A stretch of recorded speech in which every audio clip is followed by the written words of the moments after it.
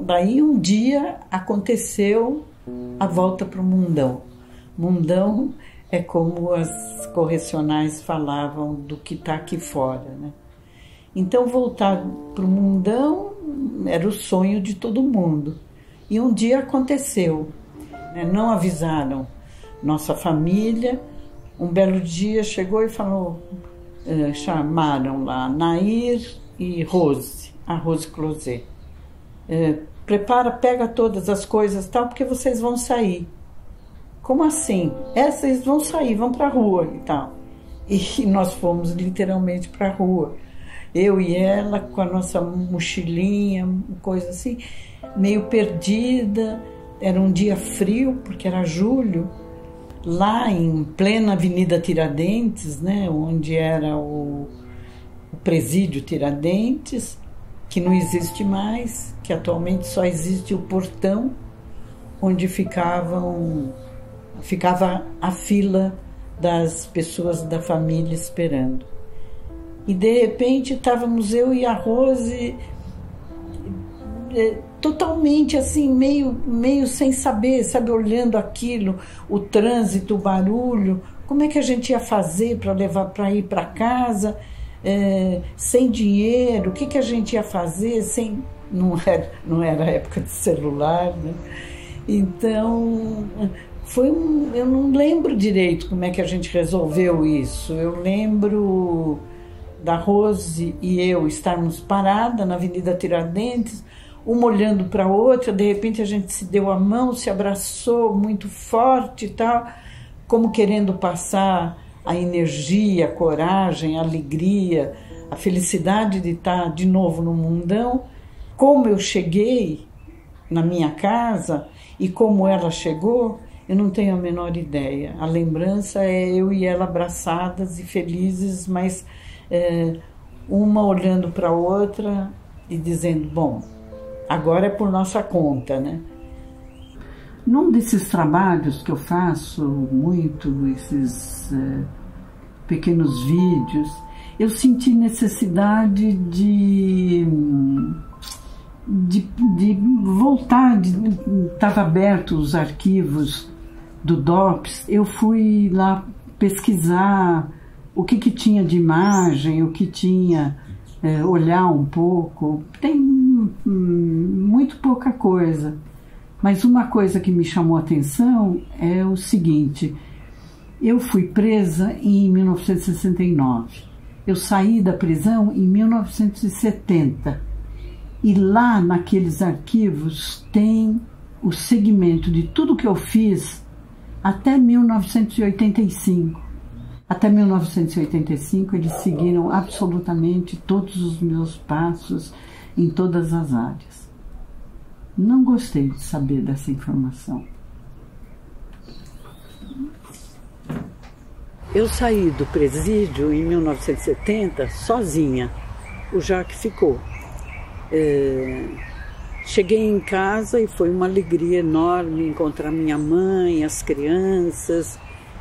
E durante toda a semana foi aquele desfile de amigos, com livro, com flores e, sobretudo, com uma curiosidade enorme para conversar e saber de tudo, como tinha acontecido. Eu voltei para a faculdade, aos sábados entrou na agenda ir ao presídio com as crianças. E a vida foi indo. 3 meses depois, 3 ou 4 meses depois, o Jacques saiu, e aí a gente retomou nosso hábito de ter sempre família, amigos em casa. As portas ficaram novamente abertas e para receber esse pessoal. E, bom, os anos foram passando, foram acontecendo coisas, como na vida de todo mundo, amigos novos chegando. Dentre esses amigos novos, chegou a Fabiola, uma jovem muito interessante, escrevia muito bem, era uma das queridas amigas da Daniele, minha filha. E a Fabiola acabou sendo um personagem extremamente importante da nossa vida. Bom, a Fabiola é uma história muito difícil para mim falar disso, mas é muito importante falar dela. Quem era o pai da Fabiola? Era o Fábio Lessa, esse homem que para mim tinha perdido todas as características, não era homem, não era um gentleman, não era pai, não era nada. O homem que tentou fazer com que ou eu ou o Jaque avisássemos as crianças que a gente chegaria, sendo que naquele dia ou 3 dias antes ele havia pedido a nossa prisão preventiva. Isso assim é de uma maldade. Esse homem era doente, porque só um doente quer proporcionar a crianças o que ele queria proporcionar aos meus filhos. Mas enfim, vamos lidar com esse assunto como ele merece. Era fácil gostar da Fabiola. Ela escrevia muito bem e gostava de contar histórias. E contava bem. Depois de muitas conversas, imagino que não só conosco, mas com outros amigos e conhecidos, ela decidiu ir para a França. Foi uma despedida e tal, mas elas sabiam, a Dani e ela, sabiam que se reencontrariam tão logo fosse possível e tal. E foi possível, nós fomos para a França e a Fabiola já estava no aeroporto esperando a gente, já veio com a gente para o apartamento onde nós íamos ficar. E muito feliz que a gente estava lá, queria mostrar para a gente coisas que ela tinha descoberto e tal. Na segunda noite eu percebi que ela não tinha a menor vontade de ir embora. E daí o tempo foi passando, eu preocupada como é que essa menina ia voltar para o lugar dela e tal. E aí ela falou, posso dormir aqui? No dormir aqui estava embutida a pergunta que ela queria fazer e que estava perturbando a cabeça dela. Ela comprou o livro Tortura Nunca Mais. Tortura Nunca Mais foi um livro feito pelas mães que se organizaram e tal, para justamente atuar nessa questão toda dos familiares. E no livro Tortura Nunca Mais está descrito os delegados, as pessoas que estavam diretamente envolvidas com a tortura, no DOPS e na casa de detenção.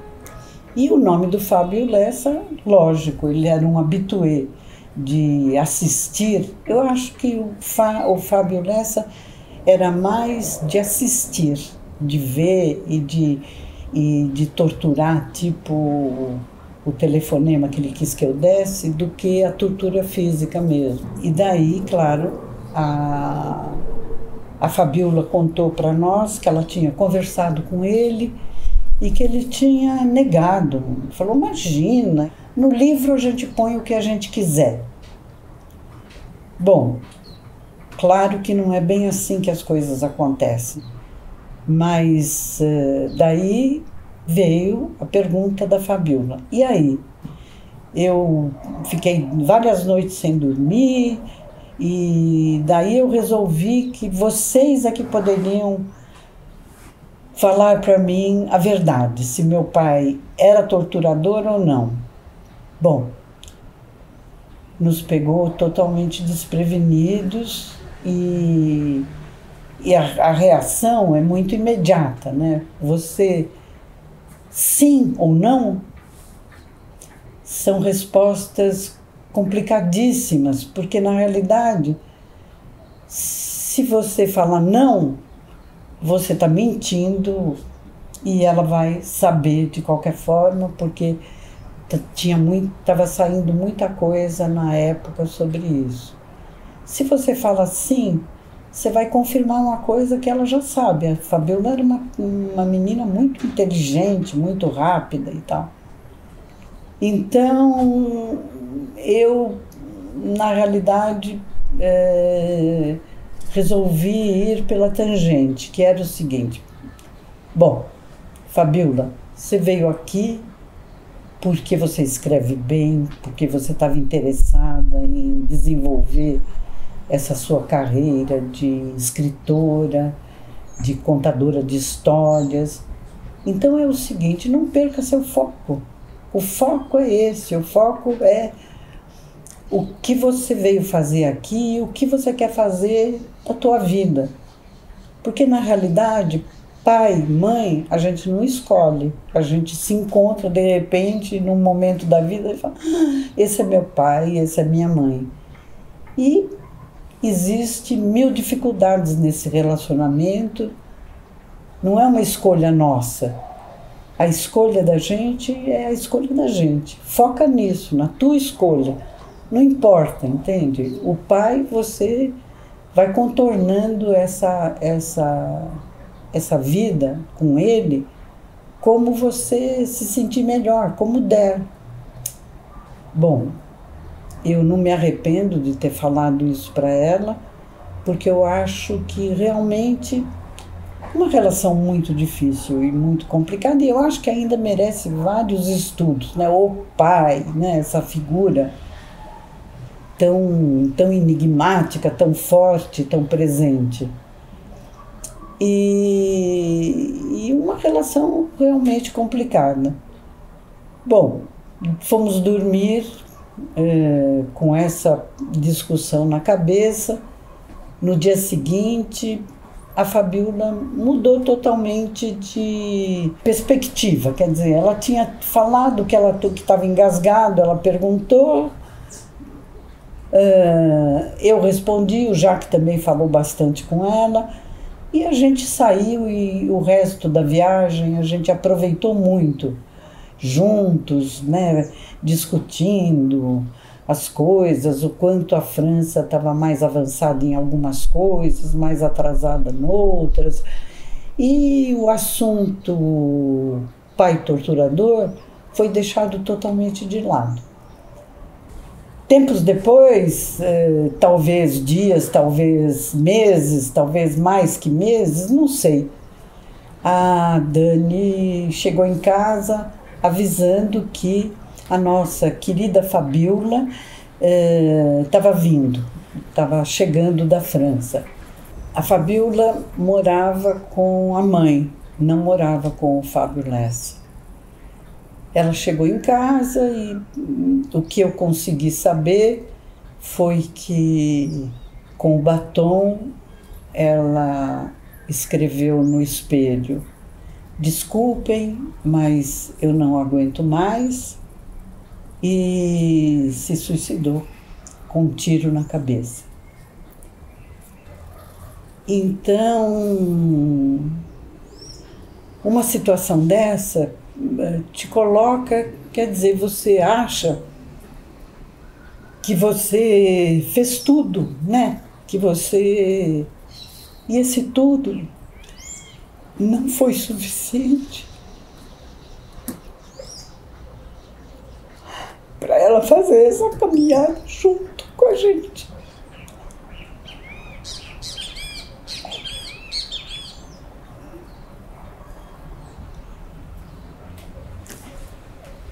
Eu acho que pro Lessa é uma coisa incomensurável. Perder uma filha como era a Fabiola é uma coisa que não dá para dizer o preço que você pagou. Não dá para dizer, porque não tem preço uma vida como essa. Não tem preço nenhuma vida. Mas perder uma filha dessa maneira, eu não sei se o Lessa está vivo ou morto, nunca mais soube dele, provavelmente por uma questão de idade, eu imagino que talvez nem esteja, mas foi um desenrolar de história da vida de um delegado tenebrosa, eu acho. Terrível mesmo. Eu não sei se me consola algumas vezes pensar que muitos filhos não concordam com a opção dos pais. Mas eu não conheço nenhum filho que tenha descoberto, filho ou filha, que tenha descoberto que o pai era esquerdista, comunista, e que tenha isso ocasionado a morte dele. Mas eu entendo perfeitamente que saber que o teu pai, quer dizer, essa pessoa que é metade de você, que o seu pai é torturador, eu acho que é muito difícil. É muito difícil para todo mundo, principalmente para uma pessoa sensível, linda, cheia de vida, como era a Fabiola.